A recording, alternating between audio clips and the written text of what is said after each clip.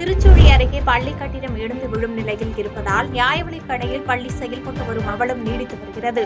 விருதுநகர் மாவட்டம் பெரிய சோழாண்டி கிராமத்தில் சுமார் 130 குடும்பங்கள் வசித்து வரும் நிலையில் இங்கு சுகாதார வளாகம், கழிவுநீர் கால்வாய், குடிநீர், முறையான மயான வசதி, பேருந்து வசதி போன்ற அடிப்படை வசதிகள் இன்றி பொதுமக்கள் சிரமம் அடைந்து வருகின்றனர். இதனால் பள்ளி, கல்லூரி மாணவ மாணவிகள் மற்றும் பொதுமக்கள் மருத்துவ உதவிக்காக சுமார் 2 கிலோமீட்டர் தூரம் நடந்து சென்று பேருந்தில் ஏறி செல்ல வேண்டிய சூழல் ஏற்பட்டுள்ளது.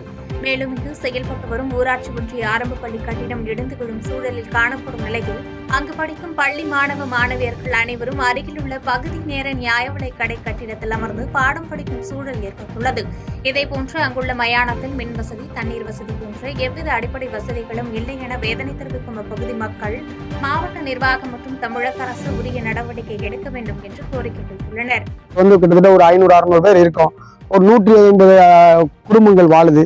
இங்க இருந்து எல்லாரும் நகரத்தை நோக்கி தான் நாங்க நகர்ந்து செல்ல வேண்டிய சூழ்நிலை இருக்க ஒழிய இதுவும் தொடர்ச்சியா இந்த கண்டிஷன் இருந்துகிட்டே இருந்துச்சுன்னா இந்த கிராமமே பெரிய சோழாண்டிங்கிற கிராமமே இந்த தமிழ்நாட்டில் இந்த விருதுநகர் மாவட்டத்தில் அட்ரஸே இல்லாமல் ஆகக்கூடிய சூழ்நிலைக்கு இந்த கிராமம் ரொம்ப பிற்படுத்தப்பட்ட கிராமமாகவும் எந்த அடிப்படை வசதிகள் இல்லாத கிராமம், யாரும் கேட்கறதுக்கு ஒரு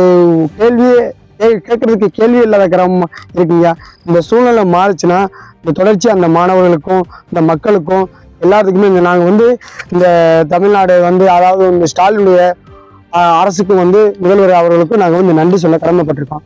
எல்லாரும் இந்த தொலைக்காட்சி மூலியமா மாறுதல்களை தான் நாங்கள் எதிர்பார்க்கிற மொழியே எங்களுக்கு இந்த குறைகளை நீங்க நிறைகளாக்கி கொடுக்கணும் தான் எங்களுடைய கோரிக்கைங்க. பாதகம் செய்பவரை கண்டால் நாம் பயம் கொள்ளலாகாது பாப்பா, மோதி மிதித்து விடு பாப்பா, அவர் முகத்தில் உமிழ்ந்து விடு பாப்பா. அண்மை செய்திகளை உடனுக்குடன் தெரிந்து கொள்ள இணைந்திருங்கள் எம் நாடு தொலைக்காட்சியுடன்.